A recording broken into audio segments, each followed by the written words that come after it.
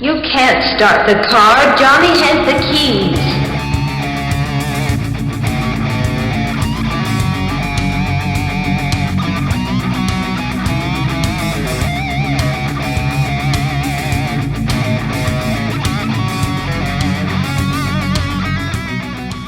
By the way, should you look up sorcerers, you watch a lovely William Friedkin movie for about 45 minutes before you say, what the fuck does this have to do with this? Actually, that movie you're talking about is supposed to be really good.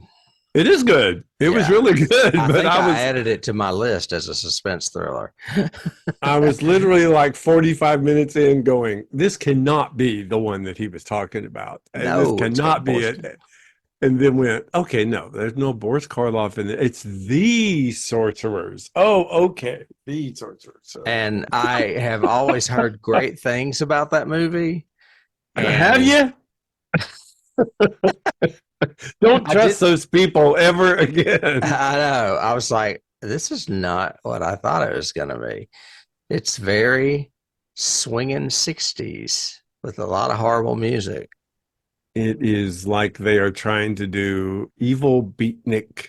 What's the Reefer Madness-y sort of thing? Yeah. Mad scientist and two little old people living in a tiny dwelling. Yeah, it's pretty funny. We may have fun with it, actually.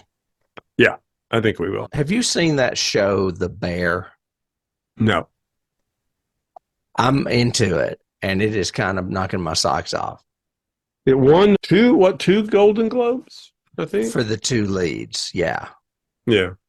I asked Bill if he had seen it, and he's already binged all of it. He said that guy's also in Shameless, which I've never watched. Okay. But I can't think of his name. What's the premise? It's about a professional, like critically acclaimed young chef that goes back to his hometown he goes back to Chicago because his brother died, and he is going to run his brother's sandwich shop. And he basically is trying to turn a dive into something nice. Oh, like a 4-star. Yeah. Kind of. I mean, obviously it's not going to jump that quickly. It's his relationships with the people there. And this one girl that he hires is like a sous chef. And she is the other one that won the best supporting Golden Globe. But yeah, it's on FX, but I'm watching it on Hulu. But I can't believe how much they dropped the F-bomb. It's like every other word. Well, it's a restaurant. I guess television just what? It's a restaurant, so that's believable. Oh yeah, I mean, I'm talking about television. I didn't know you could do that. Yeah, I mean, I was starting to hear it on The Walking Dead every once in a while, but not like. Well, I've seen scenes from Yellowstone. Yellowstone was CBS, and it's F-bomb every 4 sentences. Wow, that's crazy. Yeah. So it's not just cable networks; it's also networks. Language is just open. So interesting. Where's the I should have remembered that because I think one of them thanked restaurant workers in part of their speech. I think I remember hearing. Yeah, maybe I can't remember. Yeah. I didn't see but part of the Golden Globes. Ahead. So I watched On the Beach. I watched The Day the Earth Caught Fire. I watched Sorcerers. I've seen Sorcerers. I haven't watched the other two. I'll be curious to see what you think of those two. And then, I had one. I think I sent you a message about it. You need to look at the trailer for Abigail. Is it? And did you say is it on Shudder? No, it's coming out theatrically, I think, but it needs to be on your list, and it'll definitely be on Shudder. It surprised me. The trailer alone surprised me. I thought, okay, if the movie can be this clever, of course, then again, it's also one of those trailers that shows a lot. And I'm like, I hope you didn't give me all the stuff right here in the trailer just to market your movie. But yeah, I'll be curious to see what you think. I looked it up and went, ooh, Tim needs to add that to his list. It's called Abigail? Yeah. I see one from 2023. Yeah, it says mystery thriller horror. The audience, they don't have any reviews on Rotten Tomatoes, but the audience score is 98%. Yeah, the trailer looks good. Interesting. I was think, looking at some guy's top 10 before we started, yeah. and he put this movie When Evil Lurks as his number one, and I watched it several weeks ago, and I was not that impressed by it. I may want to revisit it because I did like the guy's first movie, Terrified, but this one was just, I don't know, it was strange. He's from Argentina. Tina. So he's Argentinian, and his his movies are in a foreign language. But Okay. yeah, he also had Evil Dead Rise, which I understand completely. And he had that No One Will Save You, which I totally understand. That movie was great. And yeah, I almost put that on my list because I haven't seen it yet. So it would be very interesting to do it blind. it's got some great things going for it. Okay. Just trying to get the movie list whenever you can. I mean, it's not that big a rush. But yeah, I'll keep working on it. I'm pretty close. I just need to finalize what I want to do for double features, and then if I substitute any. And Christmas. One of the reasons I didn't want to do the one we just mentioned, No One Can Save You or whatever, is because I have so many contemporaries. I have so many that are in like the past 5 years. Right. And I went, oh, that's too much. That's too much. So. No, and I was looking at him, and he's doing all new movies, and I thought, well, that's what we have a niche in then, because we do movies mainly in the past. We don't do the new stuff, which I think people like, especially like when you go way back, like the 50s. Yeah, and if we want to do a special, we always do. If there's one that we really like I think we might want to do the new Apes when it comes out in like March or April. And I'm surprised you didn't put one of those on your list. Oh, it was there. It's the runner up. It's like hoovering right now, especially the first one, because that sets everything up. Although I think the third one is the best. The first one sets everything up. Hey, we saw the first. We're getting ready to record. There'll be none of this. We saw the first one. I mean, we did the first one. Oh, that's right. Yeah. We didn't do Dawn, which was we haven't done the second or third one. We did Rise as an opener on like season 3 or 4. Yeah, but also ISS is getting a lot of publicity on IMDb and a lot of other places. We did a Coming to Get You on that, didn't you? Yeah, I think you did. Same thing with the Beacon or Beacon 53 or Beacon 51 or whatever. It's gotten really good reviews now too. It's out and it's got like 6 episodes. I mean, the first season's out. So yeah. Go ahead. No, I mean, if we decide, hey, we want to do an X Patreon or whatever, that might be one. Yeah, even if we don't, the Universal Christmas is just hypothetical. If you can come up with a sci-fi themed Christmas, that's fine. But just thinking about it made me go, oh, we need to do the Invisible Man. So I'm going to swap it in with something.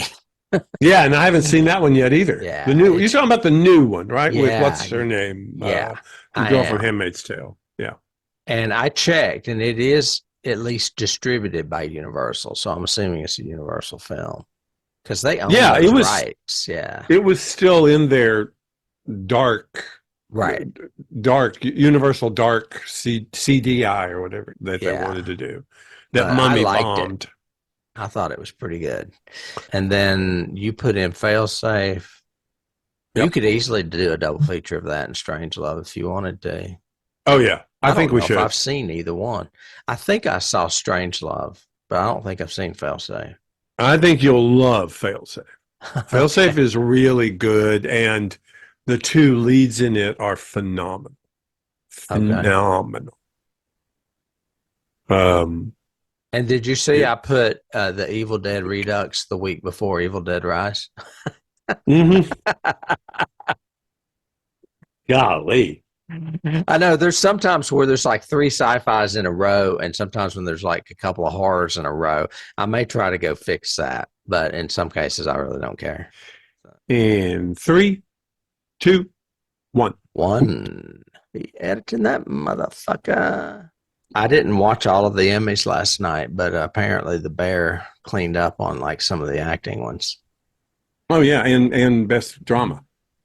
So Is our it drama? I thought it was a comedy. It got comedy. It got best comedy. Succession got drama.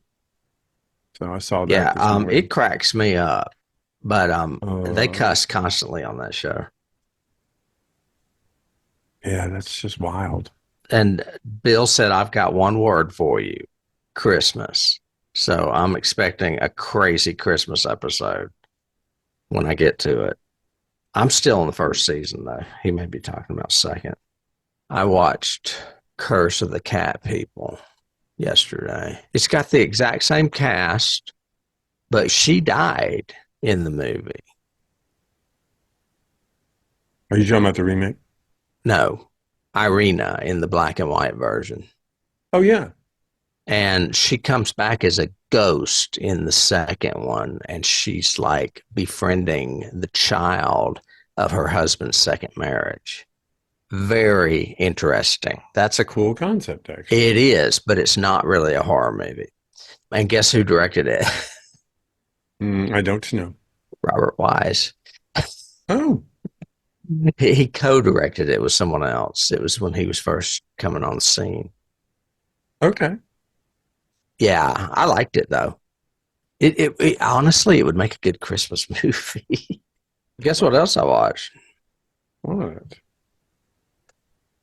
Indiana Jones and the Dial of Destiny. Oh, did you? What'd you think?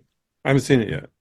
It's an Indiana Jones movie, obviously. The way they make him look young is mind-boggling. I'm sure it had to be like AI. Oh yeah.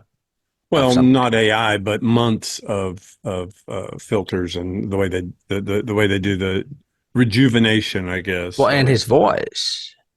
Yeah. Because the first 20 or 30 minutes is back during World War II. Right. And he is young.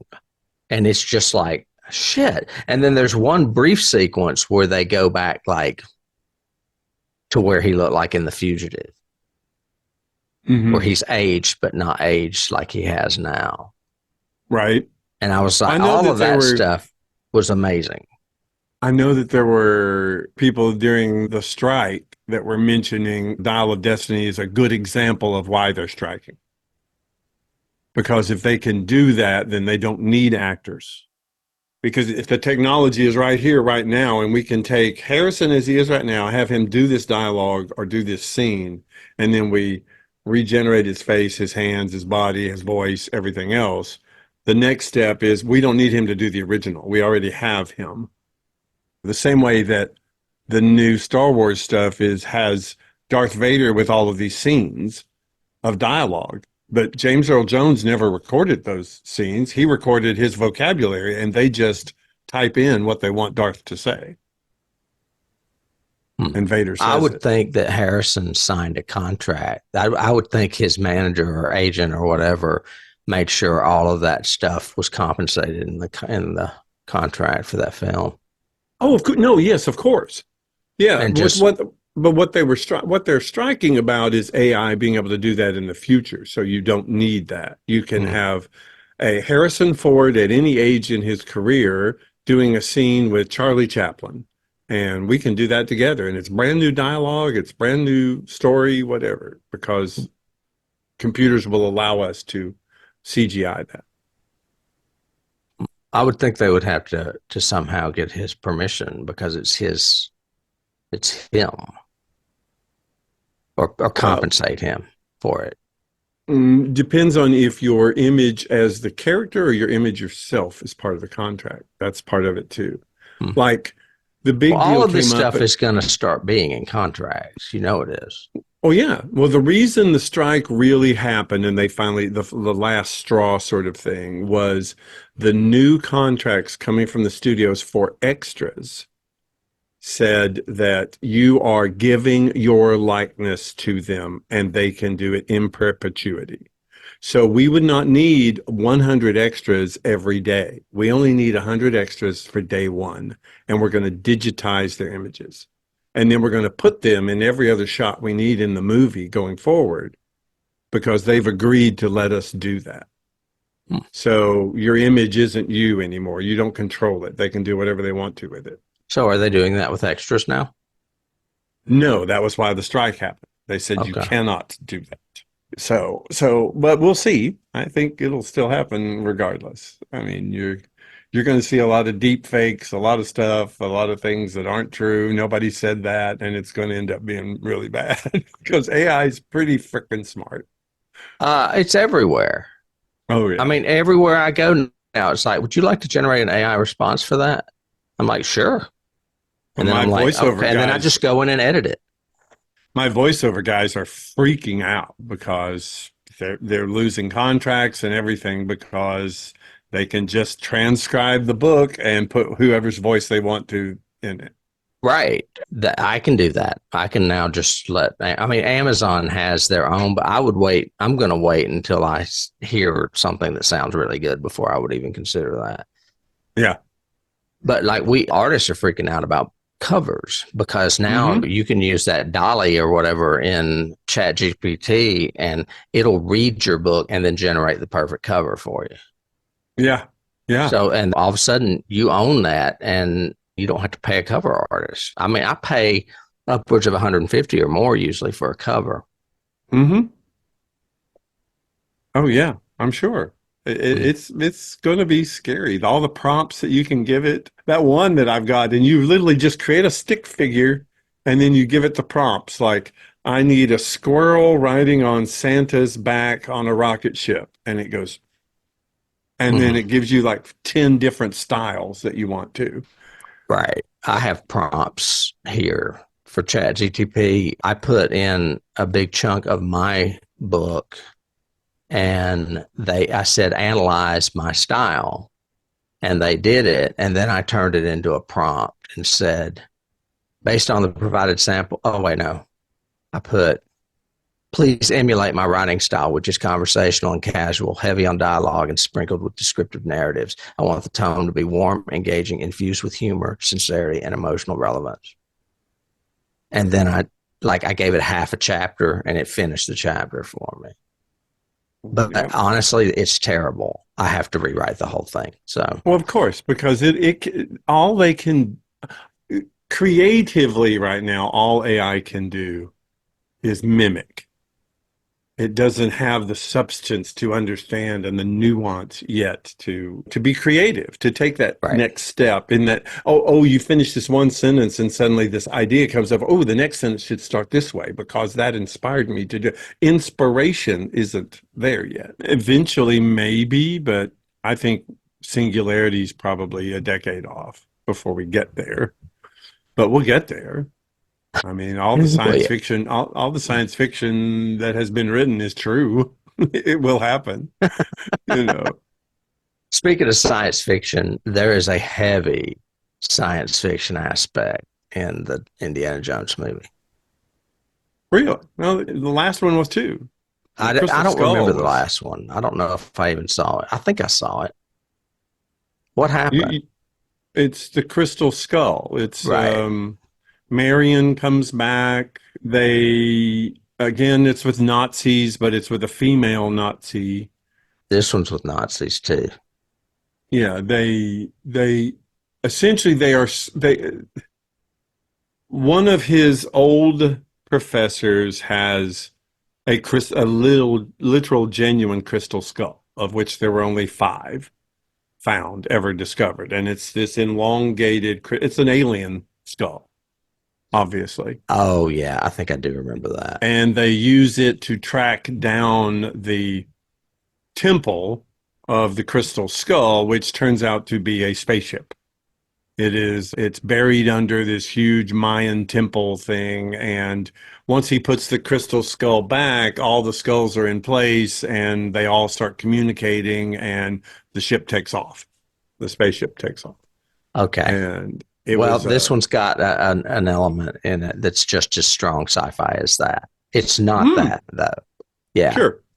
And I mean, I would assume. I liked it. It's a little long, but there's a lot of those action sequences. You know how they do those. I mean, there's got to be at least 3 or 4 big ones, including the opening. So I have heard. I would watch it. I've heard exactly what you said. It's an Indiana Jones movie. It's pretty good. But I've also heard from almost everybody that I trust and like their reviews that you could tell Spielberg didn't direct it. It doesn't have the warmth of Spielberg. It doesn't have the unique qualities of Spielberg where you think a scene's going one way and suddenly it twists and goes another way like Indiana Jones movies do. And it's an AI version of Spielberg. Yeah, it just doesn't have the feel. It probably is. I don't know. I enjoyed it. It's got, there's some things I question. A lot of it revolves around the tomb of Archimedes. And they are in Greece diving for stuff, which made sense. But then they end up finding the tomb in Sicily. And I don't remember the Greeks being in Sicily, but maybe I'm wrong. I don't know. That kind of bothered me a little bit as far as accuracy. Maybe it's the Italians. Well, Archimedes was Greek. Yeah. And people come back. Marion's back. So is Marsala. Is that his name? No, Marsala. Sala. Yeah, that guy comes back. Indeed. I love Antonio Banderas, but they don't use him very much. He's in it. And I don't know. And I like Harrison. He cracks me up because they show him extremely young for the first 20 or 30 minutes of the movie. And then when they show him in real age and he gets up out of bed and he is walking around in boxers and nothing else, he looks like a 90-year-old man. I mean, I was like, damn, he's obviously not vain at all. 81. Yeah. 81. Okay. Yeah. Yeah. I mean, he looked like my dad. I was like, damn, it's a long way from what you were looking like 2 minutes ago. I'm sure they did it intentionally. And I'm sure he wanted them to. What's his line from the first one? It's not the something, it's the mileage. I can't remember. Yeah. But it's got all the tropes of an Indiana Jones movie. First of all, Phoebe Waller-Bridges, is that her name? Mm-hmm. Love her. Absolutely love her. She was in that show I watched called Fleabag. And she's great. And she's like his, I don't know what you would call her, partner. Frenemy. They're like partners and enemies or whatever. Yeah. And there's a kid. There's a kid in it. So, I mean, there's always going to be a kid in it. So it's like they threw all the things in that people expect. So, yeah. But it wasn't horrible. I'll put it that way. But it was long. Well, there's not a kid in 1 or 3. There's not really a kid in 4, but Shia LaBeouf plays that character who they thought would be young Indiana. And there are some things where they stretch believability, like this kid flies a plane. And I was like, well, really? I don't think so. Yeah. But they had to have the plane because it's essential to the plot. And the only way they could get it was by having the kid fly it. And I was like, he's never flown a plane. He's just going to get in this plane and take off. Yeah. Mary Sue. Right. Anyway, but it's okay. We got hooked on The Affair, the CBS series, that very unique storytelling. Each episode is from 2 different people's perspectives of the same event. And the things that are the same, you start matching up with, but the things that are different, you try to figure out why are they different? What is going on? It's a huge mystery underneath the whole thing. It's very unique storytelling, great acting. Everybody's in it. Frickin' an episode yesterday, this waiter at a reception comes up and he's just trying to be nice to the lead characters, but they're having an argument and he doesn't really know what he should do or not, and blah, blah. It's kind of comic, but kind of not.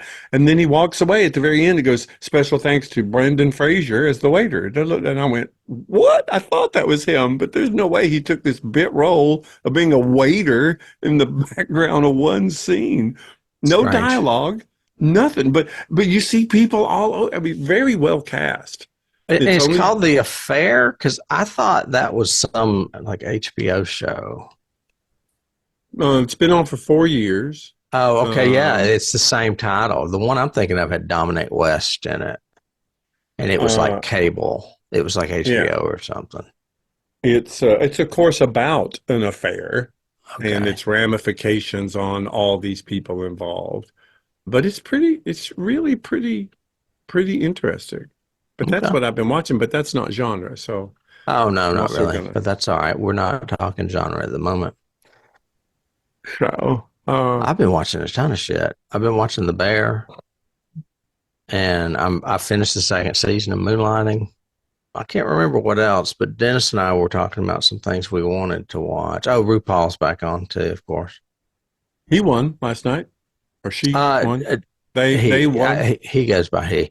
I thought that And it he was probably won in the other ceremony. I didn't think they did his category in the nighttime ceremony. I saw him in and the it audience. was yeah, no, he won because he gave this big acceptance speech, and I read about it, and the whole thing was about the whole thing was about Voting, because that's what he usually no, talks about. it was about when if a drag queen reads you a story in a library, don't let anybody silence that, because I mean he literally said that. He said because what they're giving is knowledge, and knowledge is power. And they want to take your power away from you. So the bottom line is listen to drag queens. They know what they're talking about. Yeah, he's hilarious.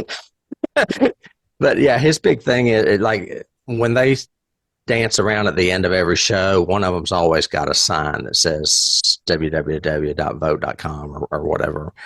Well, obviously drag queens are a big issue now in some states. Mm-hmm. Yeah. Which is ridiculous. I mean, when you watch Some Like It Hot or, you know, Anything basically in history. Yeah. Yeah. Mm-hmm.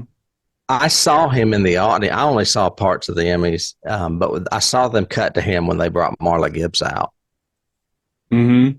And she was so skinny. I was like, damn, she's got to be about 90 herself. Yeah, and they said that Christina Applegate got a standing ovation. Oh my God, that was pretty emotional. Yeah. Yeah, they said it was pretty good. Yeah. That was one of the highlights. And then she just cracked jokes that were hilarious. I was like, okay, this is good. And they said that, what's her name? Jennifer Coolidge. She won for White Lotus, I guess. She That's did. her big series, right? But yeah. She said something about, I want to thank all the nasty gays or something. Yeah. So yeah. Yeah, the gays love that show. That's how she talks. She has that very 40s dialect to me. She sounds like a cigarette smoking Marlena Dietrich or Lauren Bacall or that. Yeah.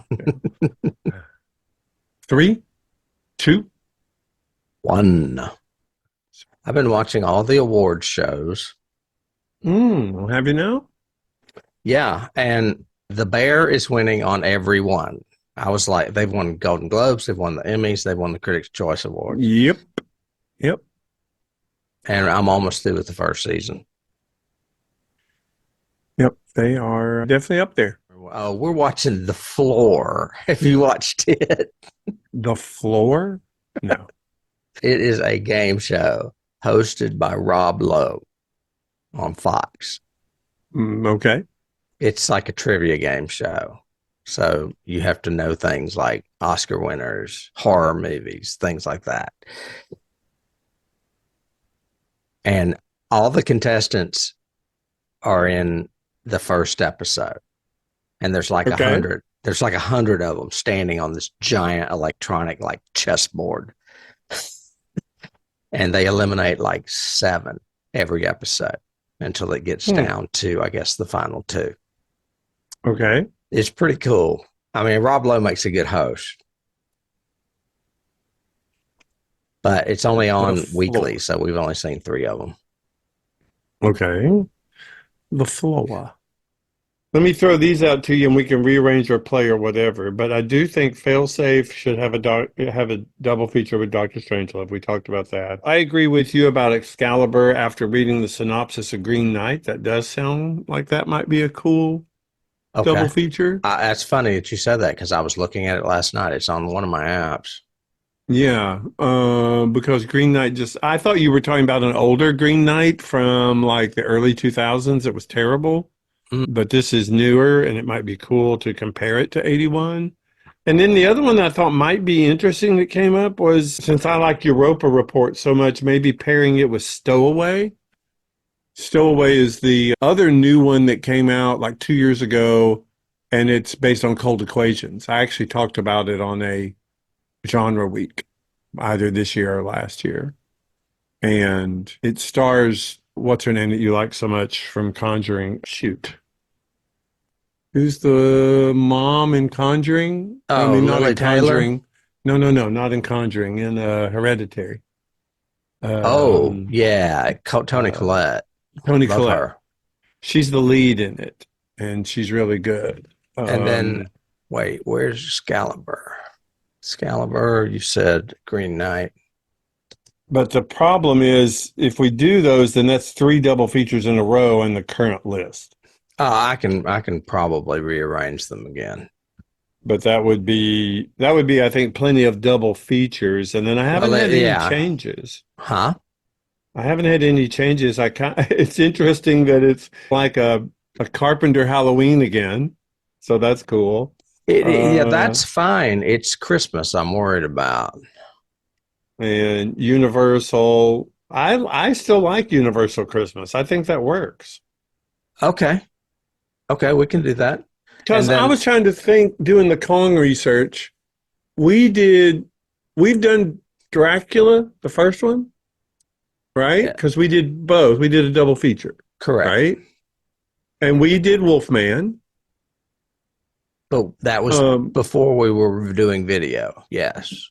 Okay. And we've done Invisible Man. Yes. But we haven't done Creature. Yeah, right? we have. Or we did do Creature. We did Creature. So once we do Kong next week, one of the things to mention is we've done all of the 5 iconic Universal monsters. Yeah. Yeah. I mean, we haven't touched on all of the spinoffs or sequels and stuff, but yeah. Well, we haven't done any of the Brides or the Sons or the whatever. No, that's why I have Bride in there, but yeah. But so I think praising Universal next year would be cool. Okay. I mean, I liked that idea. I was trying to think. I was looking back at anything else that might, and I was going, no, nothing else feels Christmassy. Not for a multi-episode thing at all. Well, that's what I was thinking. And I said, unless you can come up with a theme, sci-fi theme, because it seems like we do horror every season. And that's fine with me if it's fine with you. I was giving you the option to do a sci-fi theme. No. Maybe we look at next season having a sci-fi Christmas for the first time ever, but I don't know. So 3, 2, 1.